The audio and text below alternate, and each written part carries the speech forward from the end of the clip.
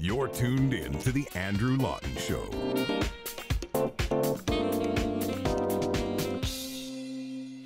Welcome back to the Andrew Lawton Show. Last week, it looked like there was going to be a big shakeup in the Conservative leadership race. The Ontario Superior Court of Justice gave Jim Karahalios a victory against the Conservative Party of Canada, nullifying the Conservative Party's disqualification of Jim Karahalios from the leadership race. So that might have been good news on the surface, but then just one day later, the Conservative Party re-disqualified him. They disqualified him for the second time, and this time in a way that would have been approved by the judge, because it comes down to the various committees that are involved in this leadership race process and which ones have the authority to disqualify candidates and which ones don't. So the court victory may have been good on the surface, but it wasn't really a moral victory, and it doesn't deal with the fundamental question of whether the party is in the right or in the wrong to disqualify Jim Karahalios, fundamentally speaking, not legally speaking, but whether it is just the morally right thing to do. And joining me on the line now are Jim Karahalios and his wife, Ontario MPP Belinda Karahalios. Jim, Belinda, thanks very much for coming on today. It's great to talk to you both. Thanks for having us. Thanks, Andrew. I'll start with you, Jim. Last week, the judge's decision came down nullifying your disqualification. I had been trying to cover the hearing itself as best as I could remotely. And when I read the decision, I mean, obviously the very bottom line of it was positive. But as I read it, I was not convinced it would be all that much of a victory in the long run. It seems like the judge was fairly committed to this idea that, yes, you could have been disqualified, but only through different means. So were you expecting that the party would do exactly what it did, which is a day after the decision disqualifying you in the quote-unquote proper way? I had mixed emotions when I got it, because on the one hand, it was an unprecedented decision. It's the first time that someone has been successful in court getting a political party to follow its own rules in any election, let alone a leadership. And we proved that they couldn't follow their own rules. They had a small committee of 4 people, an appeals committee, decide they disqualified me after the leadership organizing committee had a vote and they decided not to disqualify me. But you're right, the judge didn't want to peel the onion all the way back. There wasn't enough evidence on the record because the party withheld information. And so it's very clear in these rules that the leadership committee drafted for themselves. They can change the rules whenever they want. They can relook at things. And the judge said, you know, under these rules, they've got broad power, this leadership committee. And I think he suggested something, you know, they could take a fresh set of eyes to something. Well, the fresh set of eyes was the next day.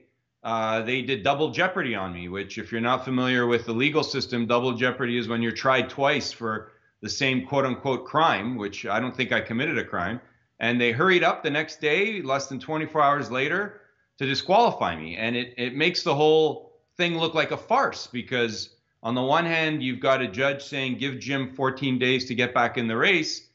And they didn't even wait 24 hours. They didn't consider an alternative remedy. They didn't call me for a discussion. They just went and did the disqualification. So I wasn't surprised. That's why my initial communication after we got the court ruling said, we're going to look into if it's possible for us to get back in the race. And there's a couple of keys there, Andrew. You know, the CRO, Derek Vanstone, had this $100,000 penalty on me. We were really close to getting that money. I think we're at $380,000 in total donations, somewhere in there. And there's about 20,000 of that sitting at a post office the party hasn't picked up in 2 months. And the difference this time than the last time, when Derek Vanstone issued the $100,000 penalty last time, I only had 8 days before the March 25th cutoff. And this time, the judge gave me 14 days. So it was like the judge was saying Derek didn't give me enough time to raise it. And the party knows I had it from the court documents. They know I was close to the 400,000. And that's obviously why they decided to not give me the 14 days to raise it and just axe me 24 hours later. So you're right in your initial analysis of the case. We were vindicated that they didn't follow their own rules, but they have broad powers under the leadership rules to do whatever they want. They're more powerful than Andrew Scheer and the leadership candidates in this election, and that's a shame. I should just disclose, lest anyone be unsure of this, I'm not a lawyer, you are a lawyer, so you may have a vastly different take on this than I do. But in reading the decision, one thing that became apparent was that the judge really didn't seem to be interested in wading into political party affairs or wading into anything to do with an election. It seemed like the judge's take on this, the court's take, was that this was just a garden variety contractual dispute. The fact that you were a political candidate was irrelevant. The fact that the Conservative Party of Canada is a political party is irrelevant, and it was just on the technicality. Now, at the same time, there is a democratic effect here. This is about democracy. It's about elections, but I don't think that was really reflected in what the court was evaluating. No, and so you're hitting something like the nail right on the head, that if you go to court to challenge a political party, you can't do it on a judicial review.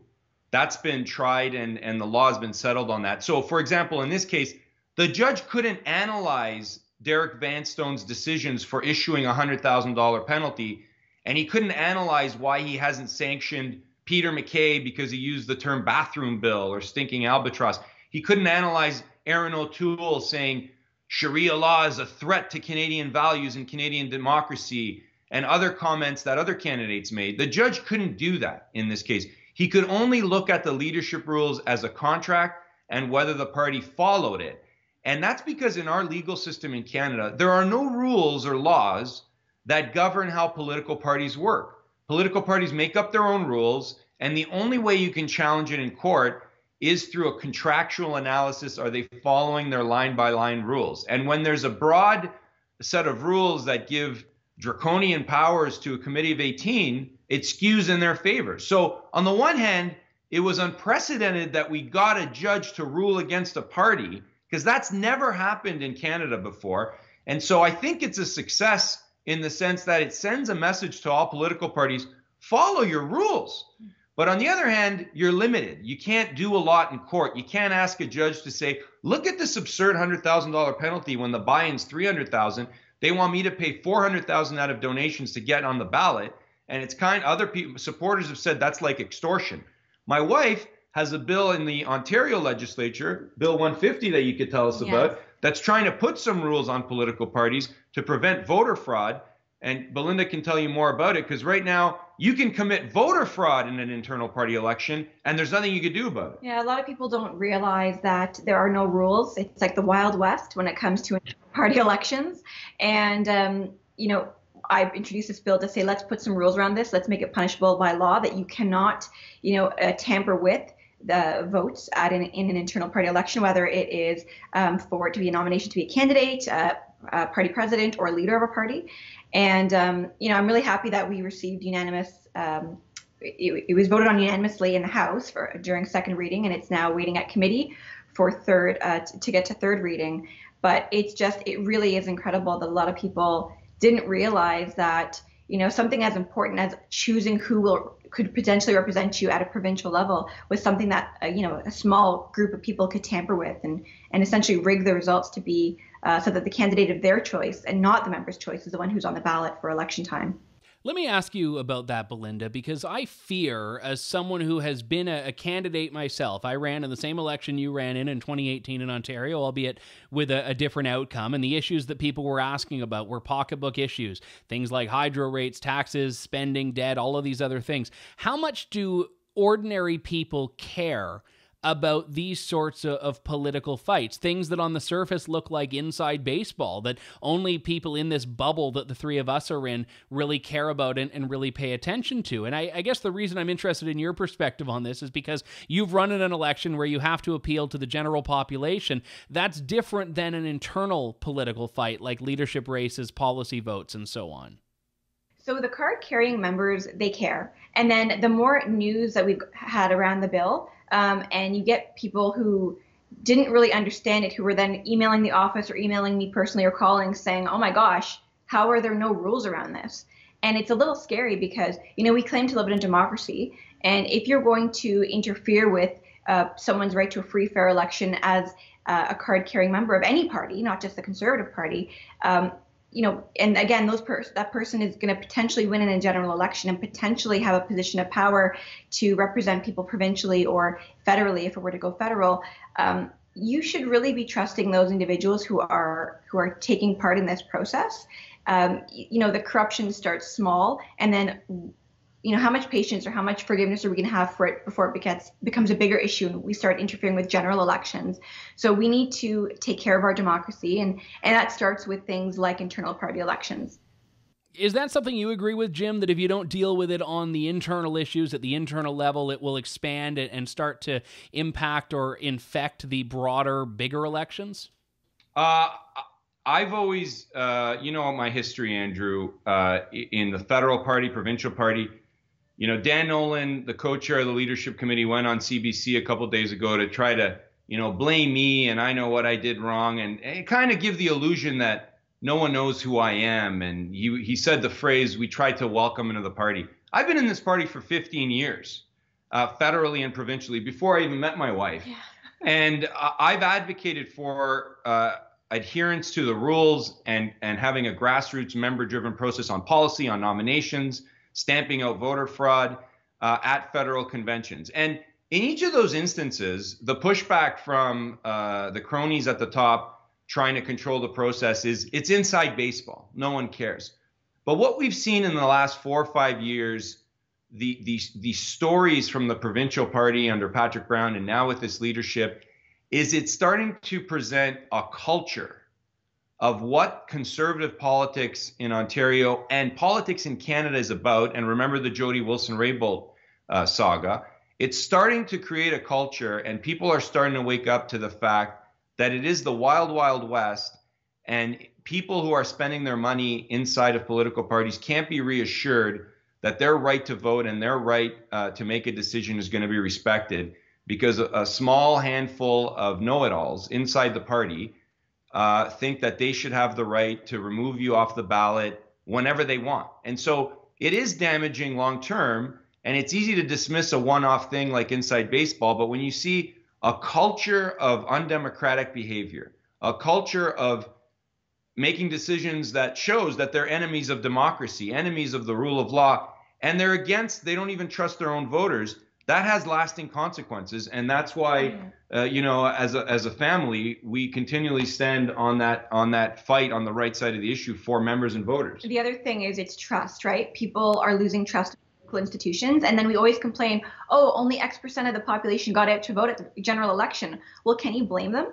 Like when you start to hear about all these shenanigans that go on in internal party elections, it's really disenchanting for a lot of people, and people just don't want to be a part of it. They feel like, well, what does it matter? Why would I bother to get involved? Why would I donate or volunteer for a political party if at the end of the day, my voice doesn't matter? So, it really is part of a bigger problem, I think.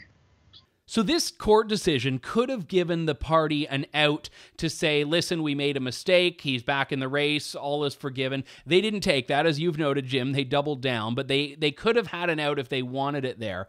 And this does bring me around to this idea that you've talked about previously, thinking the fix was in from the get-go, that they were never going to let you get on the ballot. But my issue with my sticking point is, why would they approve you as an applicant in the first place? The fact that they disqualified Richard Descaries suggests that, yes, they were open to disqualifying. Is it just that they didn't think you were going to get the $300,000 and 3,000 signatures, and they figured your campaign would just naturally dissipate? Or is it that they thought that you might do something that would give them an out to disqualify you? In this case, they latched onto that email you sent that Aaron O'Toole complained about. But if the fix was in, why not just disqualify you before you even got to the point where you were on that approved list? Yeah, and everyone knows my campaign style, Andrew. Everyone knows I'm an aggressive campaigner and I try to win. So it's not like they approved me to run not knowing what they were going to get. And it's very clear if you look at the timeline of how this all unfolded, that they were never going to let me on the ballot, Andrew. They let me run initially, maybe because they didn't want to create this issue at the outset, and because I've got a good solid following in Ontario and across the country. They didn't want to stop the Axe the Carbon Tax guy from being in a conservative leadership race, because when I started Axe the Carbon Tax, the guys at the top of the Conservative Party, including Andrew Scheer, thanked me. Jason Kenney thanked me. They were all thankful. So maybe they didn't want to exclude me at the outset. But if you look at the timing of the steps on how this all unfolded, that communication I had mailed out to supporters. 2 weeks passed. I've sent an email. I hit the $150,000 threshold, which would have entitled me to the party list. And all of a sudden, Aaron O'Toole came out with this complaint, and they used that complaint as a means of not providing me with a party list, which was instrumental to get to the $300,000 threshold. So obviously they thought I wasn't going to reach $300,000 without the party list. I still reached the $300,000. And, you know, a couple of days ago, Dan Nolan was on the CBC in this disgraceful show to continue to malign me, suggesting that if I just paid the fine, I'd be a candidate. But they only gave me 8 days to pay the $100,000 fine, which is egregious. And when the judge said I had 14 days to pay it, and they knew I could reach it, they decided, well, now we're not going to give him the 14 days. We're going to disqualify him. So it's clear, if you follow the steps, that they were never going to let me on the ballot. They were not interested in looking at a reasonable solution here. They just didn't want me there. And I was a threat, Andrew. I was in third place when I was removed from the ballot, third fastest to 300,000 to get on the ballot without the party lists. My polling numbers were climbing, and I was becoming a threat to Aaron O'Toole and Peter MacKay. Yeah, I agree with that. I think there's a lot of fear because, you know, without the list, you managed to hit those numbers. And I think that speaks volumes for the type of following that you have. And, you know, you just get Jim into a debate, right? You're going to really see how milquetoast these contenders are. Thanks. Okay, that's fair, but how do you square that up with what the judge found, which was that there was no procedural unfairness, there was no bad faith? The judge was unequivocal about that. In looking at all of the facts, the judge was fairly confident that you were not treated in bad faith and that you were not denied procedural fairness. It was simply about the Conservative Party, not by a contractual technicality following the rules that it set out for the race. So you have to look at what the judge was provided with. He was provided with a broad set of rules, and the only evidence that we could provide was what I just told you. The party didn't put forward their evidence in terms of what was discussed at the leadership committee meeting, what the conversations were, what the notes were, what the emails were. They didn't even provide if there was any communication outside of the leadership committee with others. They refused to provide that evidence to the court. And why would they refuse to provide it? Obviously, they're hiding something. So when the judge makes the statement, there was no bad faith, there was no procedural unfairness, he's doing that on analysis of the steps that were taken in terms of issuing the penalty against me, the steps that were taken originally when they decided not to disqualify me. And he's doing that in the context of what's on record in court and how broad the rules are and the power they have to basically do whatever they want. He's not making that statement comparing it externally. For example, why was Jim fined $100,000 of the penalty and no one else has been penalized or sanctioned? That's outside of the judge's scope. Another example is he's not looking at the CRO Derek Vanstone said I violated. Derek Vanstone made an issue, a violation allegation, an error, but that's outside the judge's scope. He can't look at that. All he can look at is there's a leadership committee, they have broad powers, the CRO can issue a penalty, and that's what he was looking at. And without the party being honest with what they discussed in the back, it's an evidentiary record. So the judge is not just going to guess. After the disqualification, you said on Twitter, "I am yet to be defeated in a free, fair, and democratic vote among members, how real party elections should be decided." You also note that Maxime Bernier in 2017 had made allegations of irregularities in the voting process here. But when you say this, "I'm yet to be defeated in a free, fair, and democratic vote among members," are you just saying whenever you've lost, it's been because it's rigged? Is that not how that comes across? Well, I don't know when I've lost. If I were to be in this race, Andrew, and members decided I wasn't the leader, then you can say I lost. But obviously, when they're not letting members have a say, they find me to be a threat. I've been in conservative and provincial politics, federally and provincially, conservative politics for 15 years. I've run for riding president positions. I've run nominations for other people. I've run to be a part of the policy committee of the party. I've won in every free and fair election I've ran in. My wife had 2.5 weeks as a nomination contestant on the PC side. She was running against 3 individuals, 2 of which were campaigning for a 1.5 years. She won as well. So our record on winning elections when members get a right to vote is pretty clear. I'm undefeated. Whether people don't like that or not, that's fine. But if you wanted to defeat me for once, let me get to the ballot here in this leadership and have Peter or Aaron beat me. Obviously, they thought that was too risky and they didn't want me on the ballot. One of the more insidious aspects of party politics, I find, is trying to shrink the parameters of debate, shrink the parameters of what can even be discussed or voted on. And I mean, in the particularly brazen cases, this is taking people like you and Richard Descaries off the ballot. And it seemed like the party was trying to have it both ways. On one hand, they were trying to say, oh, these people don't represent the party and no one's going to vote for them and all of that. But at the same time, if no one's going to vote for them, just let that be revealed. Let that be realized by letting members cast ballots. And it's the same as with party policy. I know that the convention for the Ontario PC party, in which you ran as a candidate a couple of years ago for president, it was the same sort of thing. The party had tried to keep a lot of these socially conservative motions from getting to the voting floor, and they did get to the voting floor and ended up getting passed all of these things. So that is the party's response seems to be, listen, we don't want these outcomes. These are unacceptable outcomes to us.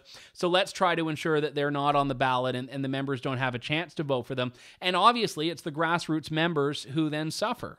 We're seeing this happen at the provincial and federal levels where a small group are deciding what can and can't be talked about. And it's not just about social conservative stuff. It's about, you can't talk about voter fraud. You can't talk about the Paris Accord. You can't talk about the carbon tax, Jim. That was the position 3 years ago until everyone changed their mind and supported me. And I don't know how we can have a united conservative movement with a small cabal of Lisa Raitt, Dan Nolan, and Derek Vanstone at the top, telling everyone what they can and cannot talk about, and creating a chill for the rest of the leadership that says to the candidates, we can kick you out of a race if you say the wrong thing. And the imposition of control and power in our parties that I've been fighting against for 5, 6, 7 years now, internally, and now it's in a leadership contest, it's getting worse because the members are getting stronger. The members want bold action. Lisa Raitt had her chance in 2017 when she ran for leader to mold the future of our party and the discussion. She got 3%. And she constantly talks about a big tent, but it looks like a 3% tent to me. It's going to be a huge tent, and only 3% of conservatives are going to be there because the way they're running the leadership, they're driving people out into the PPC, into the Wexit party.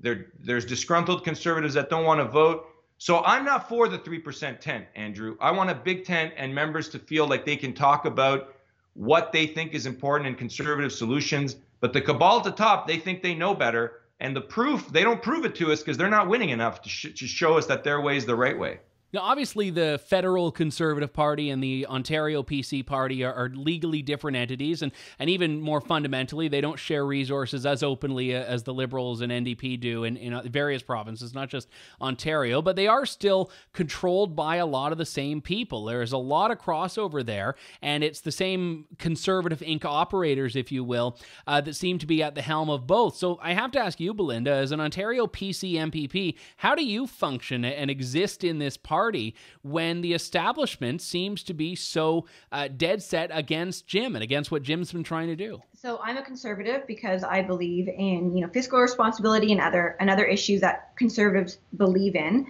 And there are a lot of people in the party who are like-minded. There is obviously those in the party who are different than that.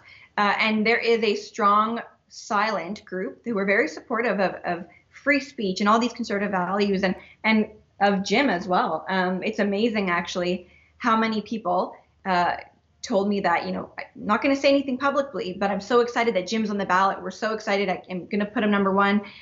There's so much support, and there seems to be this hunger for people to just be bold and take action and to be strong about the issues that we know that we need to be strong on in order to win elections. I think that we're really fortunate to have people like Jim, but Jim to put his name forward for things like this, because there is a hunger out there for this kind of strength in our party. And it's really hard to be hard on Belinda, Andrew, don't you say? Like, it's one thing to say Jim's a little too abrasive for us, but when you meet my wife, I think it's really hard to be tough on a lovely and supportive wife as mine. Look, we're in it together, Andrew, and we have a lot of support, and because of retribution, a lot of people stay quiet. But at the same time, you're making allegations of corruption. And if the federal Conservative Party is, in your view, corrupt, and the same people are really running the Ontario PC Party, it stands to reason that both of them would have this corruption issue. So how do you have, or let me back up a second here, do you have confidence in either of these parties to have a positive path forward? So yeah. Okay, I'll be really brief. So I have faith. I don't know if confidence is the right word. For me, it's faith. I have faith that if we continue to fight from within, that we can make positive changes. And that's kind of the lens that I've always looked at things. It's better to be within something and try to steer the ship. And now the Conservative parties are very large ships, all political parties, and by their nature hard to steer. But I mean, if you're quiet, then you're part of the problem. And look, Andrew, I don't think I'm saying that the entire party, federally or provincially, are corrupt, because what's a party? If you ask the establishment, they think the party is defined as their friends from Bloor Street South off of Yonge Street. That's what they think the party is. I think the party are the members. And so, no, do I think that members across the country in the federal Conservative Party are corrupt? Members in the provincial Conservative Party across Ontario are corrupt? No, absolutely not. That's why we continue to fight. What I think is that the rules are so vague and there's no laws to prevent broad rules being applied by a handful of people to get the predetermined desired result, like this is WrestleMania, to get what they want out of the process. That's what we're challenging. We're not saying the Conservative Party is corrupt, because the Conservative Party is its membership and its voters. It's the small handful of people that continually like to predetermine the outcome and fly in the face of the will of the grassroots members. That's the problem here, Andrew. That's what's going on. Someone else who initially tried to affect change from within the system and then ended up hitting a wall was Maxime Bernier, now the leader of the People's Party. You had said in an interview a couple of months back with Ezra Levant that you would make Maxime your Quebec lieutenant if you were successful at winning the Conservative leadership. And in response, Maxime had said, "Thanks for the offer to become your Quebec lieutenant, but I already have a party. When you found out about the depth of corruption in the CPC establishment, the People's Party will be happy to welcome you with open arms." Here you are a couple of months later and 2 disqualifications later. Are you going to take him up on that offer? Well, look, at this time, we're just going to, we have to get the campaign donations from party headquarters that they refused and forced me to go to court to access to pay off our campaign expenses. We got to wind down the campaign. And what's next for me, I don't know, Andrew. Maybe political retirement. I was in this leadership race because I wanted to quell this fragmentation of the Conservative movement. I had supporters saying it's Jim or Wexit for me. I had supporters saying I voted PPC, but I'll come back to the Conservative Party if Jim's leader and he can unite the fragmented aspects of the movement. That's why I was in this leadership race. And that's why Belinda's an Ontario PC MPP, because when people were saying under Patrick Brown's leadership, we need a new party, we stuck it out. Waleed Solomon, who's Aaron O'Toole's chair, was running the PC party with Patrick Brown. They sued me on December of 2017, right before Christmas, and it took a toll on us, and we stuck it out because we want to see a united Conservative Party.